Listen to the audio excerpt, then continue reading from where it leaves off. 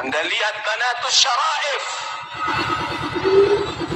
Anda lihat sekarang syarifah-syarifah yang tidak taat kepada Rasulullah membuka aurat, sekarang sudah digandeng dengan orang lain.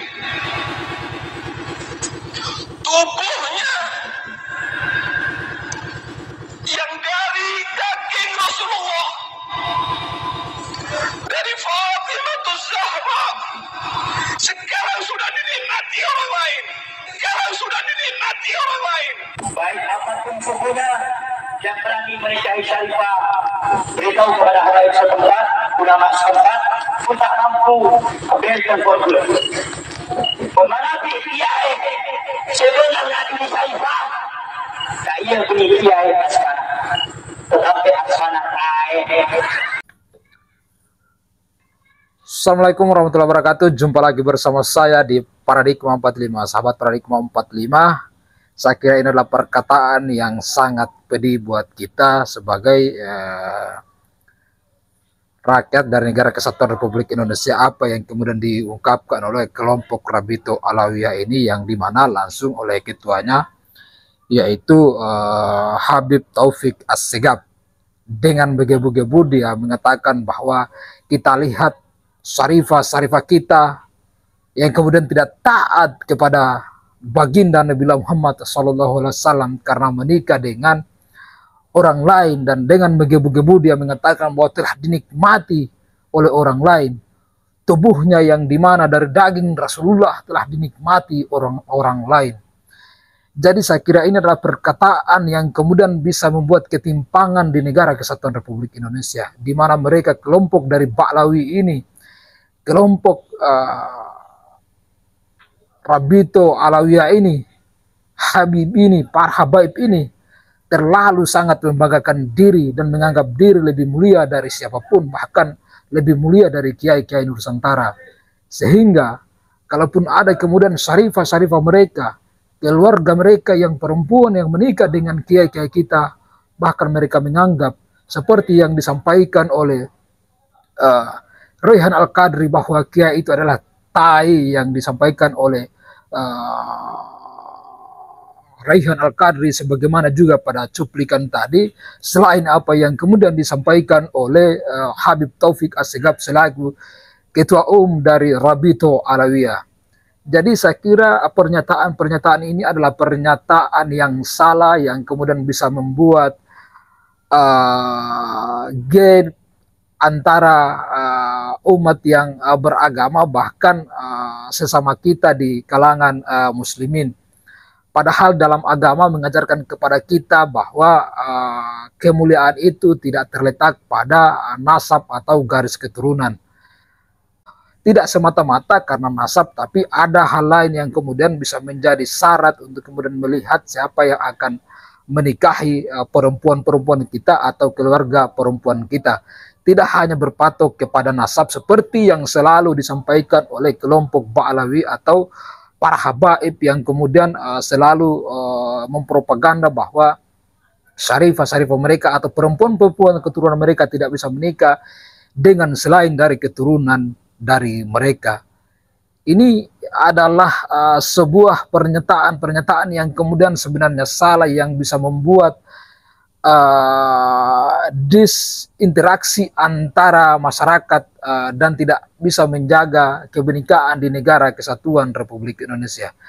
Nah, terkait hal ini menyangkut ketersinggungan antara kita semua termasuk Kiai Nusantara, sehingga mendapatkan sanggahan keras atau pernyataan keras dari Ki Haji Manudin, dan dengan runtun Ki Haji Manudin kemudian menjelaskan, bahkan beliau menegaskan dengan tegas bahwa syarat-syarat yang kemudian menjadikan kita untuk kemudian menikahi seorang bukan seperti apa yang disampaikan oleh kelompok Rabito Alawiyah atau kelompok Ba'lawi ini. Untuk itu mari langsung saja kita simak secara bersama-sama apa yang disampaikan oleh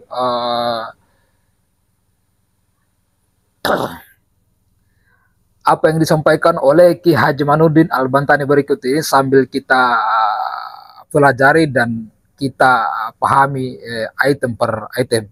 Kita dengarkan bersama-sama ya. Oleh Abdurrahman Al-Masyhur, kalau tidak salah itu seorang Habib ya. itu menyalahi atau yukhalifu qaulal jumhur di ashab Syafi'i. Tidak ada ashab Syafi'i yang berpendapat seperti itu. Maka walaupun di dalam pondok pesantren kitab Babuh yaitu salah satu yang juga merupakan referensi, tetapi bukan berarti semua yang ada di dalam kitab itu bisa untuk dipakai. Apabila pilihan masalah dalam ruqyah itu yukhaliful jumhur fi ashab Syafi'i, maka itu bisa diabaikan, termasuk di dalam masalah kafaah yang disebutkan oleh Syekh Abdurrahman Al-Mas'ud itu, bahwa seorang syarifah tidak sah menikah dengan seorang yang bukan syarif, yang bukan turunan Nabi. Itu menyalahi jumhur ulama Syafi'i, dan kaul itu bisa disebut dengan kaul syar la yu'tamad wa la yuhtajju, tidak bisa dijadikan hujjah kalau yang menyalahi jumhur ashab Syafi'i. Ya, jadi jadi sebagaimana disampaikan bahwa itu jelas menyalahi mazhab As-Syafi'i yang kemudian diterangkan oleh kelompok dari para Pak Lawi ini. Langsung kita saksikan lagi ya.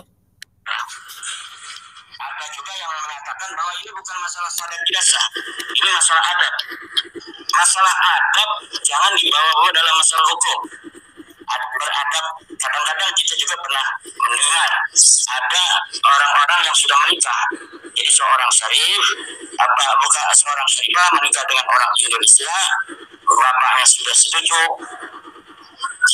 yang perempuan ini setuju. Setelah menikah dipermasalahkan oleh habib-habib yang lain, berlandaskan itu pendapat dari Syekh Abdurrahman Al-Mas'ud ini dalam kitab. Jadi jika memang benar bahwa kalau sudah ada kemudian yang orang perempuan atau syarifah yang dilamar oleh dari keturunan lain, kemudian orang tuanya setuju, saya kira ini menjadi syarat sah dari kemudian akan dilangsungkan akad nikah.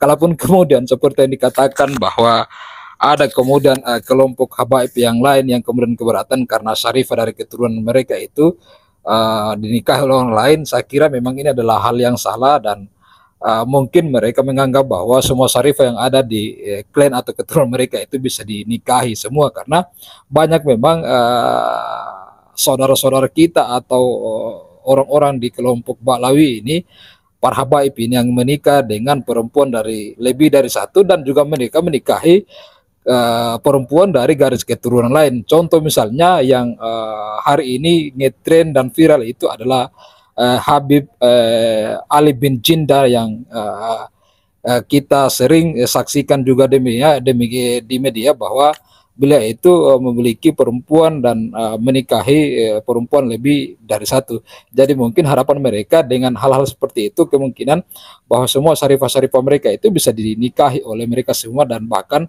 mungkin dari laki-laki garis keturunan mereka bisa menikah lebih dari satu dan seterusnya. Ini mungkin dianggap sebagai sunnah Nabi, namun di kekinian itu ada hal-hal yang kemudian, contoh misalnya seperti Ali bin Jindan yang menikah lebih dari satu, namun ternyata terjadi KDRT dan lain sebagainya, dan ini merupakan pengakuan dari mantan-mantan istri dari si Jindan itu sendiri. Ya, kita putarkan lagi ya. Sedangkan kaul ini la yuqtamad, kaul ini la yuhtajju, tidak bisa dijadikan hujjah. Karena apa? Karena yukhalifu jumhur al-ashab di madhab Syafi'i. Dan apabila ini dikembangkan, bahkan ada yang katanya walaupun diundang ini tidak boleh datang, ya kan? Walaupun dia keluarga, kita tidak boleh datang, karena ini terjadi itu aib. Seorang syarifah menikah dengan orang Indonesia yang bukan turunan daripada Rasulullah. Ini tidak ada di dalam. Ini memang lebih parah kalau misalnya kemudian mereka menganggap bahwa ketika syarifah dari garis keturunan mereka itu menikah dengan garis keturunan lain itu dianggap aib. Ini saya kira adalah pemahaman yang salah, padahal lagi-lagi syarat sah dari nikah itu adalah persetujuan dari kedua belah pihak, baik dari mempelai laki-laki dan mempelai perempuan, kemudian keluarga, dan ada saksi yang kemudian bisa menghadiri misalnya akad yang akan dilakukan pada saat melakukan pernikahan. Jadi kalau misalnya dianggap bahwa itu aib, saya kira mereka ini kelompok Ba'lawi ini atau para habaib yang ada di Indonesia ini garis keturunan Yaman ini terlalu membawa-bawakan diri, dan itu terlihat dengan jelas di berbagai media dan manuver yang mereka lakukan di negara kesatuan Republik Indonesia. Terlalu bangga lah, saya kira teman-teman semua para sahabat tahu persis bagaimana dan seperti apa kelompok-kelompok ini. Kita lanjut ya.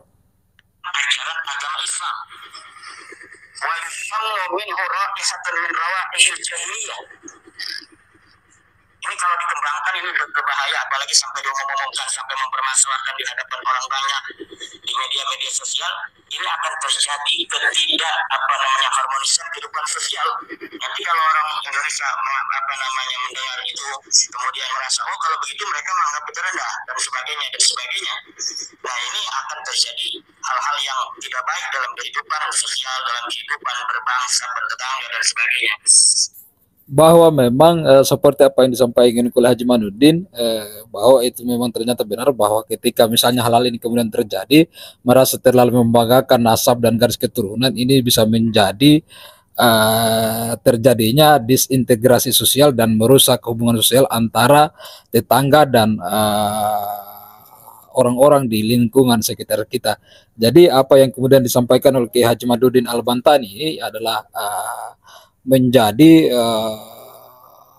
kesepakatan kita bersama bahwa hal itu kemudian bisa menjadi terjadinya lagi-lagi disintegritas atau terjadi diskomunikasi antar tetangga maupun antara sesama di kampung dan di wilayah-wilayah atau di lingkungan-lingkungan dimanapun kita berada. Kita lanjut. Berbangsa, bertetangga dan sebagainya. Nah kalau umpamanya seorang syarif atau seorang habib itu ketika dia punya anak perempuan ada yang melamar, dirinya sendiri merasa bahwa tidak mau menerima, itu hak dia, tidak ada masalah. Banyak juga orang-orang di Indonesia ini yang ada yang melamar tidak menerima karena dianggap tidak pas dalam beberapa hal. Tetapi ketika dia menerima, anaknya menerima, bapaknya menerima, keluarga terdekatnya menerima, orang lain tidak boleh mempermasalahkan. Apalagi satu kabilah mempermasalahkan itu. Dan ini saya kira nanti tidak ada keharmonisan dalam kehidupan bersosial, dalam kehidupan bertetangga, karena orang lain nanti akan merasa direndahkan dengan pendapat-pendapat yang disampaikan itu. Kalau tidak menerima secara pribadi itu hak dia. Anaknya misalnya menolak, itu hak dia. Orang tuanya juga menolak, itu hak dia. Tetapi ketika sudah terjadi misalnya dipermasalahkan oleh orang lain karena merasa ini dia adalah orang yang berkasta rendah, dan kemudian ini syarifah berkasta tinggi, ini lama-kelamaan akan terjadi garis sosial. Ini yang kita tidak inginkan, ya kan? Di dalam apalagi pendapat itu bertentangan dengan mazhab sendiri, bertentangan dengan seluruh pendapat mazhab ini, atau memang anak salah memahami, misalnya dalam memahami ini harus ada izin dari seluruh karena memang di dalam ibarah mazhab Syafi'i kitab-kitab itu ada begini, bahwa harus mendapatkan dari izin dari al-auliya il-baqin al-mustawin, aulia wali-wali yang tersisa yang sama derajatnya.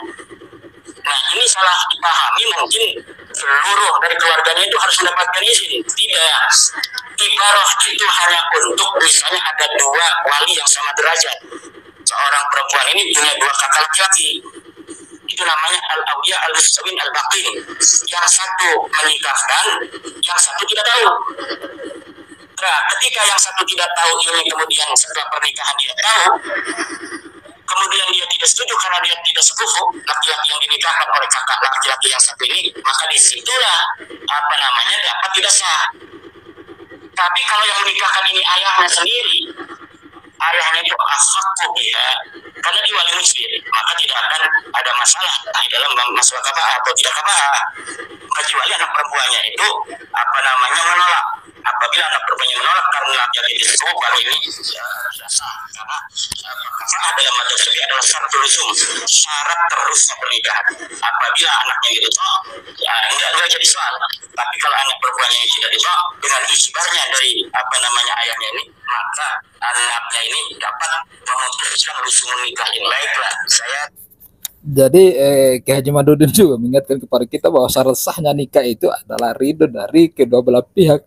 Ya antara misalnya orang yang mau menikah, wanita dan laki-lakinya, kemudian ridho dari kedua orang tua sebagai wali nasab dari keturunan yang kemudian akan menikahkan anaknya. Jadi bukan karena gen dan garis keturunan, bahwa si A misalnya garis keturunannya darah biru kemudian menikah dengan si B yang bukan keturunan darah biru, lalu kemudian tidak diperbolehkan. Dan Ki Haji Madudin juga mengingatkan kepada kita bahwa tidak mesti mendapatkan izin dari semua keluarga. Yang paling penting adalah kedua orang tua dan kedua belah pihak yang kemudian ingin dinikahkan. Jika keduanya sudah bersepakat dan saling menyetujui untuk kemudian dilangsungkan pernikahan, maka itu menjadi syarat sah dari pernikahan. Dan saya kira itu merupakan anjuran agama dan merupakan anjuran Nabi Muhammad SAW. Jadi bukan karena nasab ya, Lutfi, Rehan dan lain sebagainya, Bahar bin Smith dan lain-lain, bukan karena nasab. Janganlah kemudian terlalu membanggakan diri bahwa nasab kalian lebih mulia, keturunan kalian lebih mulia dibandingkan orang lain yang kemudian ada di negara kesatuan Republik Indonesia ini. Kita lanjut lagi sedikit ya. Baiklah, saya tidak bosan-bosan untuk kembali mengambil ayat Al-Quran. Allah Subhanahu wa Ta'ala dalam Al-Quran mengatakan, Inna akramakum indallahi atqakum. Innal ladzina amanu wa 'amilus solihati ulaika hum khairul bariyah. Kalau pemahaman yang bertentangan dua ayat ini maka ditolak. Apalagi yushamu minhu raihatu penggawahi jahiliyah. Nanti akan terjadi ketimpangan sosial, tidak saling harga menghargai, tidak saling hormat menghormati. Akan terjadi ajaran yang tidak sesuai dengan ajaran Nabi, di mana seseorang sekelompok merasa lebih mulia dari kelompok lainnya karena darahnya. Sedangkan ini adalah tidak diajarkan oleh baginda Nabi Muhammad SAW.